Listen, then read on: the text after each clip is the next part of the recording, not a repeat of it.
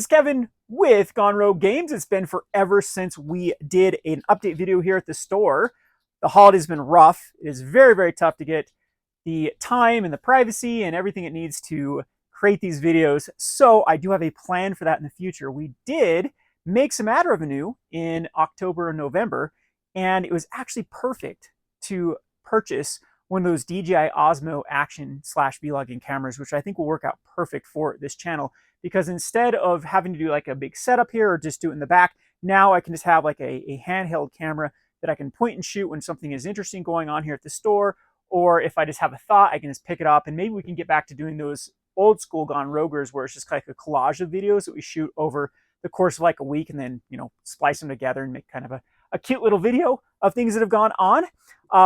So hopefully that will increase the productivity of this channel and some of the other channels that I have, like the Rogue Market or the Rogue Deck Builder channel. And those are something that I do have a New Year's resolution to try to get back to doing things more consistently and kind of planning out some good video topics that they could make like a weekly series, or running like weekly series like I used to do with the kind of Rogue Market, Market Monday, Tuesday Brews Day, that type of stuff. So anyway, this channel though, I think with that camera, I can just pick it up, talk about a subject today, and hopefully keep you all entertained and keep you kind of in the loop of what's going on here at the store. So business as usual here. We have been in a weird market with the kind of double whammy of inflation going up. So stores now have higher energy costs, shipping costs, transportation costs, everything, food, everything's gone up, whereas the collectible markets and gaming in general has gone down. So I expect a lot of stores not to survive just due to that fact. And if they have been trying to keep up with newer product has been such a horrible thing to hold on to. Ixalan with the exception, but we've already seen things like Wildsville Drain go on sale at the Wizard of the Coast, then the distributor level. So a lot of stores that might have held on to inventory are being absolute crushed from it. So what this is doing is it's causing not only stores to adjust, but distributors to adjust. I have never had distributors ask for like precise numbers before. Usually you just give them kind of a ballpark like 2 months before, and you don't really have to finalize your numbers until a couple weeks before the product comes out. All of my distributors are super strict on not only ordering exact numbers, but taking everything that you do order. So you can see that they also are having a hard time kind of juggling this product and getting it out in a timely manner to where they make profit. And I think they're under the same boat, that they are ordering stuff from Wizards, and then Wizard of the Coast is then offering them a better deal like 2 weeks later. And then they're like, oh, well, we already have all these cancellations. We have all of this product that didn't sell. Well, we can't do this reorder. And I think that they are adjusting their practices too, to really, really just tighten their belts and only order exactly what they need going forward. Now, I've noticed a lot of other things as far as the market is concerned of last like 6 months, is older product is doing a lot worse than it used to. What used to be so good about Magic the Gathering is you'd have older boxes that they'd always sell. I would always get things like Origins or War of the Spark, or old school Ixalan, especially speaking of which with like Ixalan coming out. Usually like when a Ravnica set or an Innistrad set comes out, the older booster box sell because people are like, oh wow, it'd be fun to draft these together, or I've never picked up an original Innistrad, let's pick that up. And you see a movement in that. And we've kind of seen the opposite happen with Ixalan, is we've seen original Ixalan go down in price when Ixalan was released. So again, there's a lot of bloat in the Wizard of the Coast especially, and the Pokemon market too. We won't get into Pokemon because I'm just pretty much done with Pokemon. Pokemon is in an absolutely weird spot with the highest player counts ever of people actively playing the game, yet everything is crashing. The Scarlet and Violet era is just absolutely terrible, where there have been products now with these that have come out from distributors. You can get, if you break them down, you can get packs for about $1.50 a piece. And I haven't seen this in years. We're talking about going back to like 2018 era, when the Sun and Moon era crashed, when we saw Pokemon prices go this low. So I am tightening my belt, especially on Pokemon. I'm not even doing pre-orders now for Pokemon because later they just release stuff and I can get it at a cheaper price. I might just do a small wave of pre-orders for people that absolutely want that. But again, it's money up front. It's people that have to take their stuff. I'm just getting sick of buried with product. A few of the other things that are going good, though, are things like One Piece and Lorcana are still strong. Flesh and Blood is still okay. Flesh and Blood's going through its own little kind of bear market as well. with a little bit of overprinting and just a slowdown of their game in general, but I do expect it to recover. And speaking of Lorcana, that's a very interesting one because we have seen a lot of trickles coming in for Lorcana, and it is very troublesome that the trickles seem to actually have not only met supply, but have now to the point that this is the first time I've ever seen booster boxes under the MSRP of what Lorcana expected to sell. You know, if you go to like the big box stores and pay per pack, you can actually get it for cheaper now on places like eBay and TCG Player, which is the first time I've seen that with Lorcana. So a little bit of warning with Lorcana. We saw this with the third set. It was about the fourth set with Flesh and Blood when the tides turned to where it was underprinting into overprinting. And I'm expecting Lorcana to do the exact same thing. I think that the manufacturers are just, you think they'd learn at this point in time, and especially something like Ravensburger that has been through this with other games in the past. But I mean, I guess the temptation of overprinting is always going to be there for manufacturers just to eke out as much money as possible. But it is just going to be a massive wake-up call for everything in the card game genre, the collectibles genre, that they need to really tighten their belts and get the supply and demand back to a healthy balance. And man, you can go on the Twitters and on the Reddits and you can still hear these people crying about like game pieces and Shouldered's $90. I can't believe they got to reprint Shouldered and Ragavan. This is just highway robbery, when they just don't get the fact that this is a collectible card game and the things the booster packs have to represent the value that's in them. What's sad about Shouldered is if they were to reprint Shouldered, oh man, Dominaria United would be the biggest bust of a set ever. Collector booster boxes and booster boxes in general are basically hit a Shouldered or bust when the prices are basically not there for any other cards that are contained in them. And so Wizards of the Coast needs to get back to how they used to do things and kind of respect I won't even talk about the secondary market. They just need to respect that their products need to have the prices to justify selling them and opening them if they're still in a standard rotation. And I'm hoping that they do redo their policies. They've made a lot of changes, in my opinion, that have been positive with, again, tightening their print runs, consolidating a lot of their items down to, set boosters and draft boosters now into play boosters. We have rumors that collective boosters are going to have less of a print wave. Bundles are going to have less of a print wave. A lot of this, like what we call the supplemental products, the ones that like now they have their main product play booster. They can print those till demand, and everything else will hopefully just be kind of the one and done. And then they can start adjusting print runs. I mean, Wizards of the Coast needs to realize that something that sells out and then becomes like quote unquote inaccessible, like collector boosters from 2021, is actually a good thing in a whole for the Magic market, because it creates demand now for these products, and then it creates this FOMO. It creates like people in the future then being like, okay, well, I better buy, because what happens if this actually gets sold out? And it's better in the long term. I know that players don't want to hear this, and I know that people that want cheap cards don't want to hear this, but it's better in the long term if things sell out and it becomes inaccessible, or you have to pay a premium for these products, rather than the flip side where, they have to put booster boxes for, $70 a piece, and they have to keep blowing things out on Amazon and the distribution route just to clear up inventory and clear up space. Because even like Wizards of the Coast is realizing that even if they do blowouts, now those cards enter the market and compete with their new products that are coming out. So new products coming out, we're seeing this with Ravnica Remastered, are not looking enticing because Infinity still exists now at a cheap rate to get. What was the drive for those products? It was Shocklands. Okay, well, Infinity is now going on sale for super, super cheap. I can just get Shocklands from Infinity, so why do I want to buy Ravnica Remastered when there's still a lot of supply here? Or what happens when Infinity becomes so cheap, like, what was it, like draft boosters went down to $50 a piece, like around $50-$60 a piece.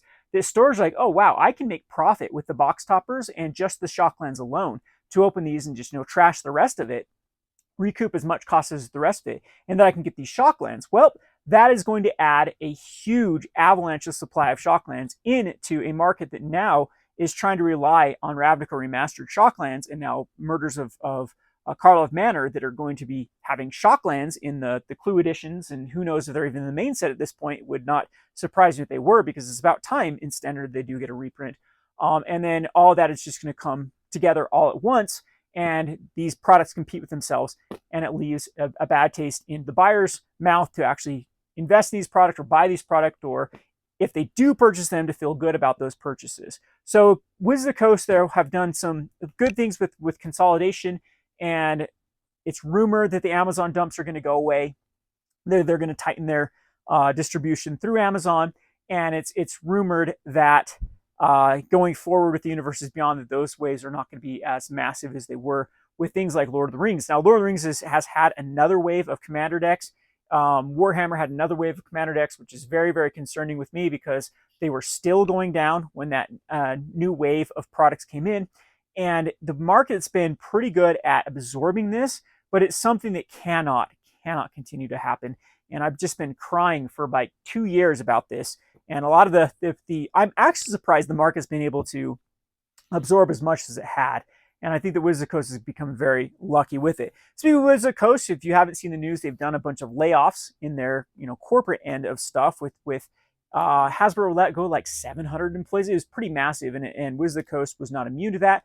If you ever worked for a corporation, I mean, these things tend to happen in cycles. Usually a recession actually does trigger them, and there always is a consolidation of, every corporate structure has too many jobs per what is actually required, or what the company actually needs. And unfortunately, things have to be restructured, and typically these do end up with rehires when the recession does end. But it does, of course, it sucks for people that do lose their job. And Wizards of the Coast did it right before the holidays, which again just left a huge bad taste in everyone's mouth. So as far as PR is concerned, Wizards of the Coast just cannot get anything right in 2023. So in my opinion, it just means that there has to be a reckoning for Wizards of the Coast to get back to a company that people have faith in, where stores can actually make money, that players can feel good about their purchases, and people can get back to enjoying the card game rather than being just like treated as a wallet, treated as a whale, and just basically disrespected and whatnot after people have purchased their products. So hopefully Wizards of the Coast, I think I'm with like Rudy here, that it's not a matter of like hope here. It's they have to. Eventually they have to.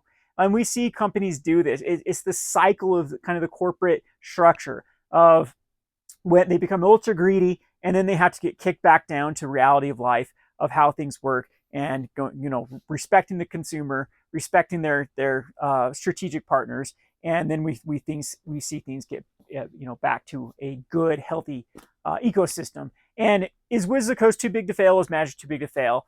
No, it's not, but it still has just leaps and bounds ahead of other games right now of being the best card game, with the most recognizable IP, with the infrastructure that's there to support exactly what it has right now, and it can go places if it wants to. And typically, if you have that sort of structure in place, there will be a intelligent person that does take the helm and get things back on track. We see this time and time again with the kind of the corporate culture of how things work in this whatever you want to call it, capitalistic economy. So anyway, I think we'll just open these up and I'll tell you what's selling.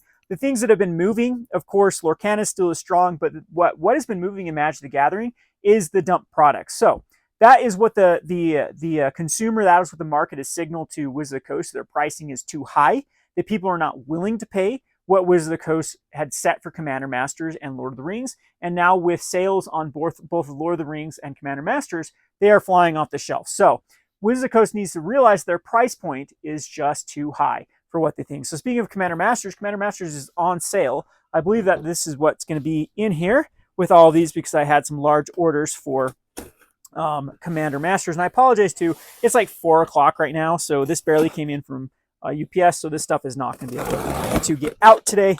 But Commander Masters had another wave. Oh, this is all going to be board games here. Let's not go with that. That one's board games. What's this one? This one should be some Commander in here. But honestly, Commander Masters was not a bad set. I think the problem that with Commander Masters was the price point, and it was too soon. They did too many master sets in a row. Like, remaster sets are basically master sets. I've spoken like on this channel many times about how I would fix the collectability of cards, and you can still get your game pieces at a reasonable rate. And what I used to like about Magic the Gathering, it was so predictable. They had commander sets once per year. They had standard rotation once per year. They had draft boosters that had a cycle of being drafted, so you know when to get in on the cards for cheap, and you know when they'd start to go up. You usually had this window of buying things for super, super cheap. It's not like your game pieces weren't cheap back in the day. They were. We didn't see $90 Shieldreds when drafting was actually something that was supported at stores. The whole reason why people aren't drafting right now and why more supply of stuff is not getting into the market is there isn't this massive kind of culture of drafting and opening up sealed product. It's not being opened. That's why card prices for these specific sets are going through the roof. You can see that with, like, I've never seen $3 commons before in my life of doing this. That a card that like a common could not hit $3 because of how much drafting was occurring, you know, back in the day. And I think that is just another symptom of the problem. Is there is actually a lack of singles being open, and that's again more troubling with the crash of like a bunch of the reprinted cards going to basically nothing. With being these slots, the main issues with a lot of the what we call Repr Equity is that you can't have both master sets, the list, or I guess, you know, there's even more venues of being there. You can have like supplemental products that have reprints in them, like the game nights and the commander decks and things like that. You can't have master sets. You can't have remastered sets. You can't have a list, and you can't have the slots and things like Ixalan and Wildsville Drain and Strixhaven and still be able to hold any sort of value or get anybody to really desire these cards that are reprinted. So basically right now, Wizards of the Coast, they have something has to get axed. And in my opinion, it should be those slots in like the Ixalans and the Strixhavens. That slot is just messy for drafts anyway. It's messy for limited. So why is it there? I don't think they should just focus on the new mechanics to sell things. People will get excited about new cards and just kind of realize that, okay, we've got to continue to create formats that are desired for people to collect these cards and buy these cards. And then, I mean, the list is just the biggest problem with reprints. Like, no one accounts for it in a set, so why even have it there? And then they need to slow down on their master set releases to begin with. So Commander Masters was just too soon in the price point, but long term, it's just like a gold mine. If you know, you do have any faith in Magic going forward, with people, you know, buying Commander decks and playing Commander, then it has so much value in it that it's just got crushed because of just too many reprints and too soon of it being a master set. So right now, Commander Masters Commander decks are down to about 180 out the door, and the Lord of the Rings Commander decks are down to like 160. And those prices are significantly cheaper than they were when they were first ordered. So again, this is the problem with stores. What they're facing is, why hold on to anything? Why would you ever be stuck trying to keep inventory? And at least, like, what that ends up happening actually leads to slower purchases, because then what happens if you do have a customer that comes in and wants to pay full price for a commander box, and you just don't have it because it's like, well, I don't want to get stuck with too much inventory. So what stores are doing is they're keeping a very, very low supply of stuff and just selling it as they can and then refilling as they need, rather than like holding a surplus of it just in case there might be a potential sale, which again hurts stores in the long term, hurts Wizards of the Coast sales in the long term, and just, I mean, eventually hurts the movement of cards and cards getting into the system, and everything just becomes so sluggish and sends a bunch of missed signals, and it's hard for people to get kind of ahead. What I really liked about back like during the 2015 to 2000 almost 20 era is Magic was pretty predictable with sales, with the movement of markets, and as a store, as a player, as someone that sells Magic the Gathering cards, it was easy for me to keep on top of the trends and know where kind of the purchases were going. And now with like the 2023 and 2024 era, it's just been all thrown out the window of like, we don't know when Wizards of the Coast is going to release more of this crap. We don't know how the market's going to adjust this, because we don't know if doubling season is going to be, you know, triple reprinted in the next 3 sets, and then people aren't going to want this. And there's just so many factors that are so unpredictable due to the fact of, you know, so many list cards and so many, you know, slots being just slotted into these different sets and whatnot, that it's very, very tough for the market to realize how things, and predictability is a good thing. It's a very good thing in the long term for the whole market as a whole. So again, these have been selling through the roof. The Lord of the Rings Commander decks, like I said, they're incredibly cheap right now at 160. I can't remember how much they were originally, but I think they were going for like 230s on the secondary market, which again isn't anywhere near the quote unquote MSRP of what, if we're going to do reasonable markups of marking it up 40%, stores have not been able to get near that in the last few years of any product. I mean, like nothing's even close to that. So, oh wow, what is this? Gift bundles from Ratro. Oh, okay, this is probably just regular bundles. I'm like, this should not be gift bundles. I did not order gift bundles. We'll have to actually take a look at that. Bundles are still one of my favorite products long term. They actually hold their value and are desirable, better than, but I don't know how play boosters are going to work though. This is March of the Machines pre-release packs. I've been selling a ton of ththese because the value of March of the Machines has been going up. It's another set that is crammed full of value in them. We've had a few cards from March of the Machines actually go up in value recently, like a Tally. So those are pretty good pickups. And I guess we can kind of get onto the fun stuff here because that's basically what's selling. I think these two boxes are just full of Commander Masters, or yeah, Commander Masters Commander decks. This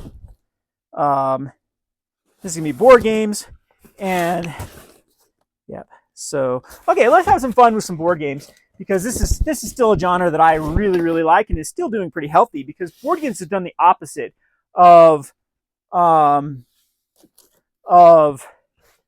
of where Wizards of the Coast and other collectible card games have gone. They went through their own little burst and boom of trying to go the Amazon route and trying just to mass produce stuff. And what they realized is their games got so devalued that they ended up on the secondary market to where people quit even shopping for them at stores. And so then it just eventually, like one thing with board games that I've really noticed, you have to explain them to, people can go watch videos for sure, but board games fly off the shelf when you actually do explain them. I sell a specific amount I sell specific games at a higher amount just because I know how to play them and I know how to explain them. And that, speaking of which, here's one right here. Reef sells because I know how to play it.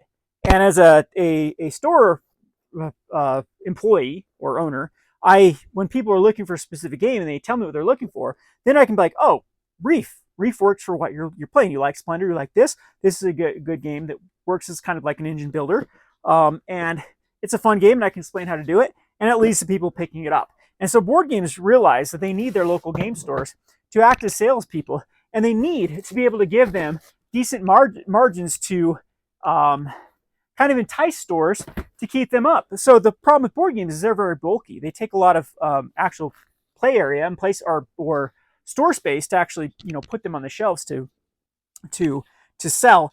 And so they really have to justify and rationalize why they'd want these in their store. And so they have to be able to keep that price to where stores can actually make money to be able to want to run these things. I mean, stores aren't pro bono. It's not like a non-profit here. We have to be able to make profit. We have to be paying those higher energy costs, the higher inflation rates for stuff. So anyway, there we have it with my spiel on where the board games, because there was a point where many of these board games thought they were too big to fail, that they can just go direct to consumer. We're household names at this point. We can go to big box stores and we can go to Amazon, we can go to eBay and cut out the LGS. And they realize in the long run, that's not a good thing. It leads to less sales, it leads to less word of mouth. And in the end, it not only hurts their game, but also hurts their bottom line. So anyway, we have a bunch of restocks here. So one of the things, if you are a patron, I can get board games for the same deal that I give people the card games and other things. So we got a lot of these restocks here that have been selling for the Christmas season. I'm going to go do a post on Facebook to show people we have it. It's a game that's been out of stock for quite some time. This Coinbra, I think this one's for our board game group. So we play board games here on Wednesdays. Story cubes. So got some fun ones here, like some Splendor. I don't know how people can see this. Some Noggin, a card game to melt your brain. A lot of party games. They tend to sell really well here in this area. We don't really have the demographic that you would think of for your average like kind of college to young adult age of gamers, especially here in this area. So we have a lot more families. So party games sell a lot better than typical kind of like what you find on Board Game Geek for the top games. So we have Geekopolis. I played this game a couple weeks ago. Wasn't bad. Geekopolis. And Hadara, one of my favorite games of all time. Little fun game here. And what is this? A Karen game? The game of 1-star reviews for Karen. Ooh, I'm sure that will fly off the shelf. What else we got in here? So again, that's the whole thing with this. From doing the store now we've been open for like 9 years. My sales for board games and like card sleeves and all that stuff is still strong. And to be honest, my sales for Magic the Gathering are still strong. The problem is my margins are absolutely been crushed. So we are looking at Commander decks. Like, it is so frustrating to be selling Commander decks lately, because it used to be when people would do like a full Commander deck, we'd make like $100, $200 sale on people, filling out a Commander deck. Unless you get that person that wants their ultra budget, they're running key runes and all this like, garbo. What we're seeing now is like people with Fullon Staples, building decks with Fullon Staples. We've been filling up complete Commander lists for like $40, which is crazy. And again, people can get their game pieces for super, super cheap. But I mean, for us to actually pull those cards, it's not worth it anymore. It's really, really hurting into our time to actually, to what is this? Conquest. What is Conquest? That's an order for someone for miniatures. Is that like a Warhammer type thing? I don't even know what this is. But anyway, yeah, that hurts our motivation to even like carry singles now if it's not worth our time to pull stuff. All right, where was I going in here? We got some other restocks in here, some cool ones like the Century Trilogy, and I'm gonna have to go through this. I think this is pretty much gone on as long as I want this video, but got some really cool things in here. So if you're in the ooh, what's this? Oh, Stronghold XL from Gamegenic. So if you are in the market for board games, definitely check out my Patreon, and we can give you the same sort of discounts and deals that we do with everything else. And I would love to have your patronage. Anyway, this has kind of been a long-winded video with a lot of repetition here. Again, I do have some plans. I have some New Year's resolutions to revive the channels. Yeah, we've heard them a million times, Kevin. You're going to get back one of your moods and then forget about your YouTube channels. But I do want to do daily videos, kind of this point and shoot type thing, and that's where the camera we just ordered is going to help.